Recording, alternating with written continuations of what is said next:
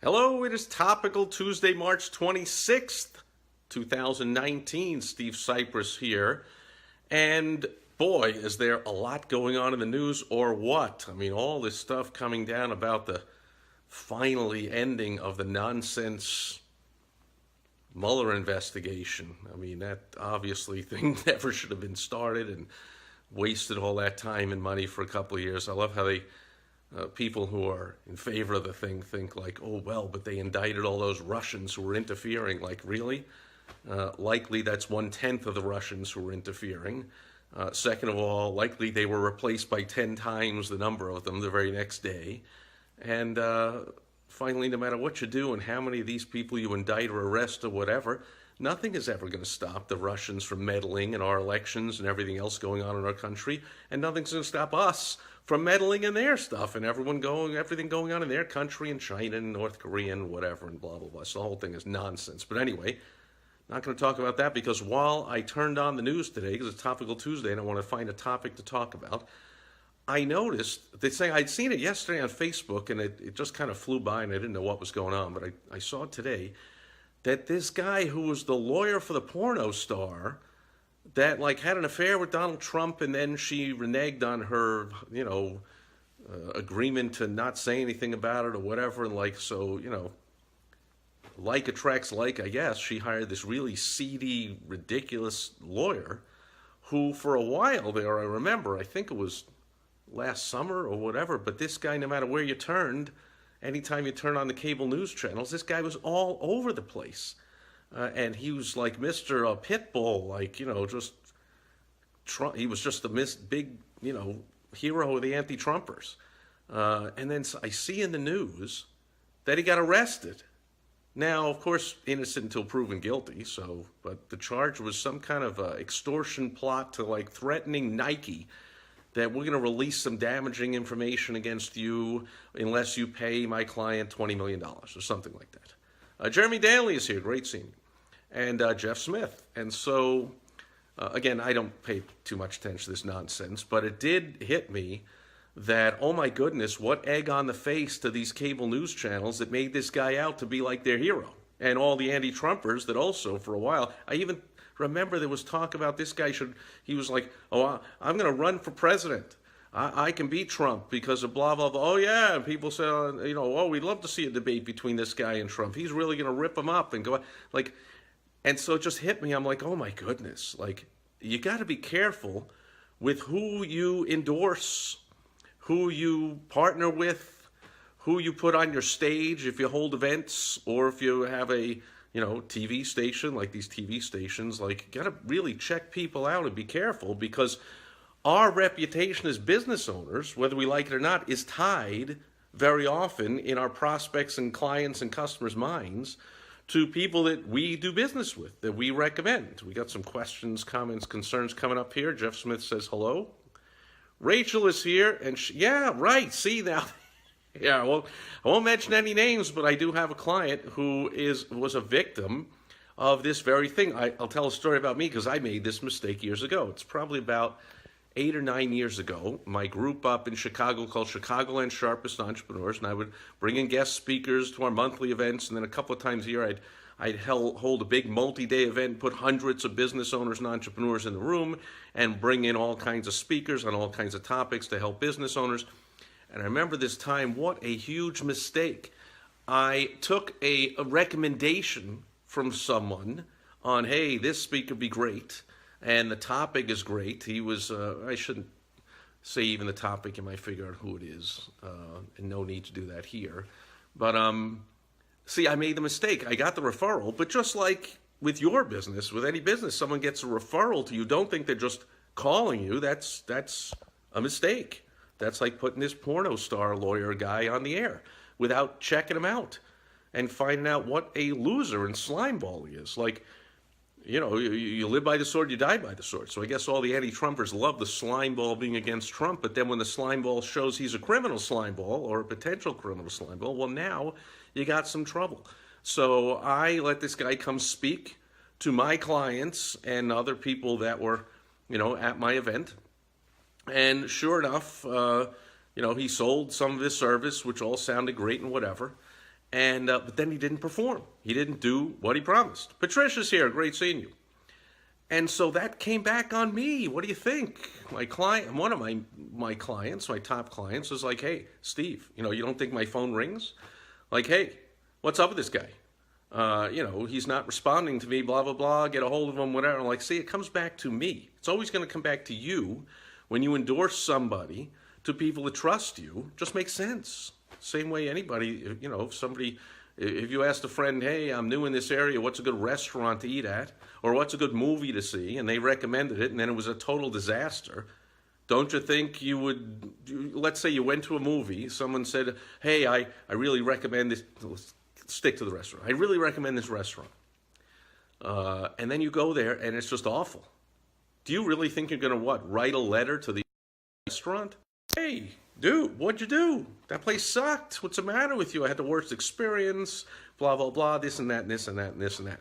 So that's what happened in this case. So what's the saying? You can take a lifetime to build up your reputation. You can take 1 second to lose it. And in business, reputation is everything. Well, timing is everything. Cash is everything. There's all kinds of things that really matter, and reputation and trust is one of them.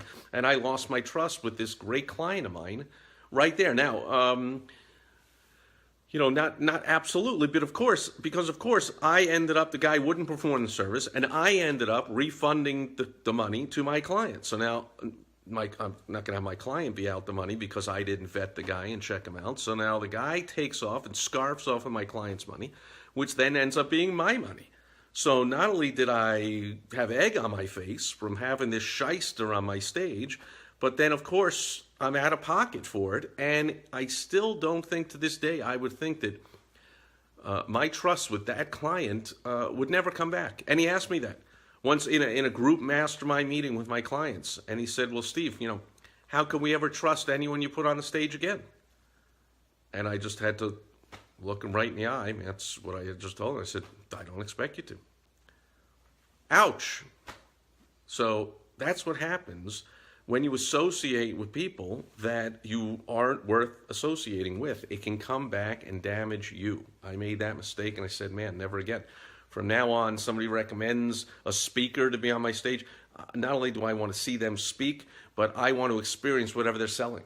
So if they're selling people into a course, I need to see the course. If they're selling people into an event, I need to attend one of their events. And even if they only do it once a year, and this means it delays me having them speak on my stage for 2 years, for over a year until I can experience their event. I have to experience what the people are selling and the way they go about doing their business. Now, is this the quick, easy way to make money? Of course not. This is the long way, like just about so many things that I teach. I mean, I teach a lot of things that work very quickly and easily too. But if hopefully, you're watching this video, you're looking to build a business that lasts, an asset that you can eventually sell or, give to your kids or whatever, but you have a solid asset.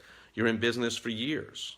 If you watch my videos, you see I don't teach a lot of tactics of how to be a fly-by-night, how to make a ton of money today and be gone tomorrow, like that guy that I put on my stage. I mean, I could teach you that stuff, but I choose not to have to deal with anyone that has anything to do with that nonsense. I teach how to build a lasting company that lasts. And for that, trust is a huge factor. And you don't want to lose that by doing business or endorsing somebody.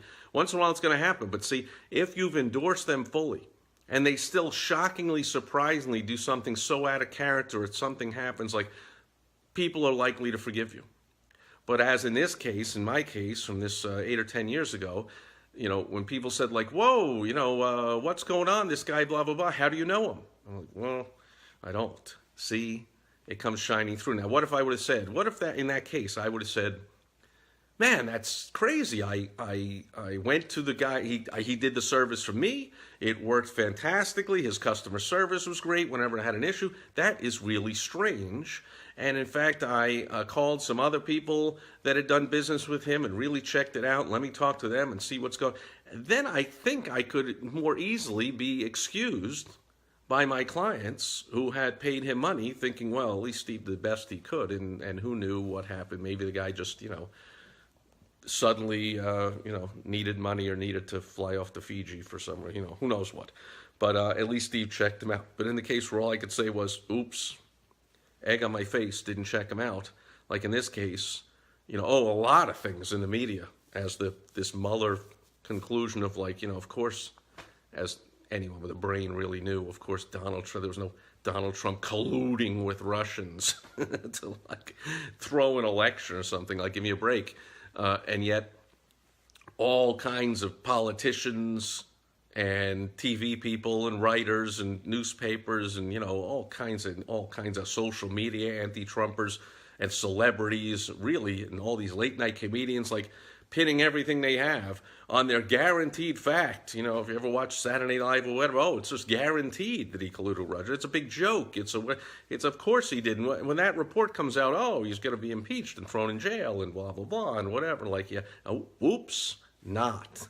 So now all those people that you put on your station and all those people that you put on as an expert on the air that said he had inside information and that knew something and actually were just lying the whole time. What do you think? The reputation, that's why the reputation of the media is in tatters.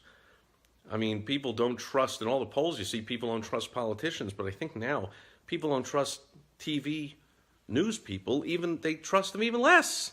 Okay, so you don't want to be in that boat. So when you come across someone who seems like this porno lawyer guy and seems like he is, a real pit bull, understand there's a downside of the real pit bull. And is he ever using that for the wrong purpose? And you see, you see in the news today, from the little bit I saw, that there's some recording of him acting like a pit bull and threatening Nike. I'm going to cost you billions of dollars if you don't, that's what I think he got arrested for extortion. If you don't give money to my client, millions of dollars, which of course he would get millions of dollars as a percentage, then maybe pay his taxes. I mean, not tough to vet this guy. I heard long ago this guy hasn't paid his taxes and cheated on this and whatever, but these anti-Trump TV stations were so blind to any of that because they so wanted an anti-Trump guy in the TV. No matter how much you want to sell stuff or you want a guest speaker to come in and sell stuff to your group, or you want to get on a webinar with them or recommend their books or their products or their courses or whatever, and they can sell a lot of stuff and make money. Please, please, please resist and understand that you want to be around for the long run. So you can't be making decisions based on how much money you can make until you check somebody out, make sure they're for real. Jeremy says, do you have some tips how to recover from mistakes like that? If someone you endorse proves to be, will it show me all this? Proves to be a shyster, how do you fix it and rebuild the trust? Yeah, it's a great question. It really, I think, as with all trust, it's an issue of time, right? It took you time to build up the trust. How about you? Someone you trust, hopefully you don't just walk around trusting everybody right off the bat. It takes time, and it takes consistent effort on their part, consistent activity, consistent things happening where there are little tests. So one thing, for instance, that I would think, and people tell me all the time, it helps them to trust me and to say, man, you really do what you say, is as of, I should check, because it's as of a few days from now, it's about to be the 2-year anniversary of me recording a new Facebook Live video every single day. It's about to be for 2 years. And people tell me all the time, man, I can just tell you're trustworthy, and I can tell you're a man of your word and you do what you say, because every single day you record a video. You never make an excuse. And don't you think I could have over the last 2 years? Don't you think there was ever a day where something came up, or something this, or I was busy with that, or I was traveling here, or whatever? Yeah, no excuses, no reasons, no anything. Just there's a text message pops up from my beautiful wife, Michelle. It was on her way home. How about that? Today is her, I don't know, it's the 16th straight 12 or 14-hour day she's in the hospital with visiting her dad, who is going through all kinds of complications from his cancer treatments, and doctors say no end in sight of when he'll be able to leave. So he's fighting, and we're right there with him in thought and prayer. So that'll do it for Topical Tuesday. I hope that answered your question, Jeremy. Did that help? Unfortunately, I don't have any other answer. I really think it takes time and takes effort. Just like in a human relationship with a person. knock wood, hopefully never happens to me. But if I cheated on my wife or did something like that, like I would think, now I'm way off the deep end here into hypothetical world, but I would think that would take a long time to rebuild that trust. Do you think like the next day after I had an affair, not with my wife, you don't have an affair with, if I had an affair with somebody that was my wife, and then the very next day she's back to trusting me 100% again? I don't think so. I think anytime you lose trust, like, and your question, now that I think about it, maybe you never get it back. There's got to be a piece of it that you never get back. Just like I said to this client when he asked me, how can we ever trust anyone you put on stage again? I said, I don't expect you to. You're right, I don't see how you can. That sucks. What a shame. I put all kinds of people on my stage and invited them to, talk to my group and introduce them to people. And I still do that today. I host my All-Star Entrepreneur Mastermind events 3 times a year. I bring in all kinds of people I know that I vetted, that I trust, that I know to interact with my clients. They offer all kinds of great products and services because nobody is able to do everything themselves, of course, and be an expert in everything. So it helps to know, out of all the experts out there, who to choose to do your stuff. I'm real careful about vetting people and who I invite to interact with my clients, and part of it comes from that lesson learned there. Never again will I just invite someone just on a referral alone.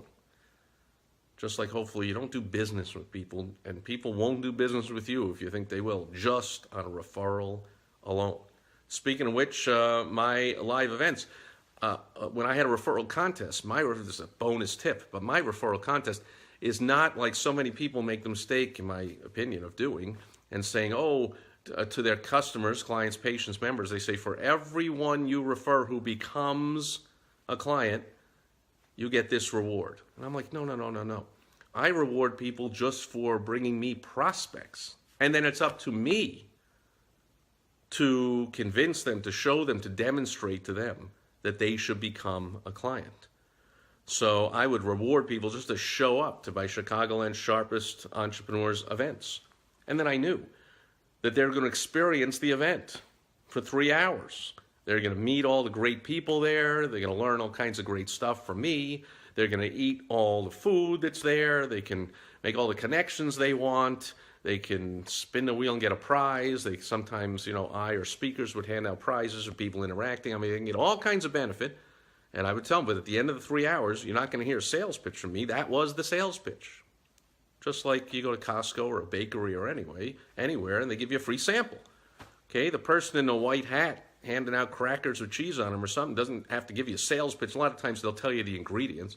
Oh, it's all organic and it's this and that and whatever and gluten-free, whatever. Yeah, but in reality, all they want you to do is take a bite, taste it.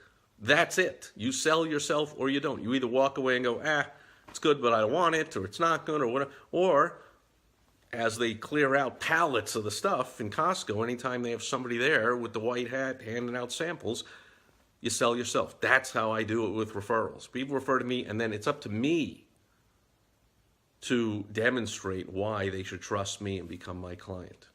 That takes a lot of time, a lot of effort, a lot of doing the right things. On social media, I have hundreds and hundreds of testimonials from happy clients and people who have attended my events that are saying how great it was and this and that, whatever. I do everything I can to demonstrate that people should trust me, and then that can all be broken in a second, and then you're going to have to build it all back up again, and you probably, Jeremy, you probably never will fully build it all up again, will you? So, moral of the story is what I started out with. Be careful who you do business with. If they have any interaction with your customers, clients, patients, members, and that might cause you to lose trust with them. Ouch. Just like happened when the cable news channels put this guy as a hero and lauded him and said how great he was. And now they look like the overzealous anti-Trumpers that they are. And this is not the only way.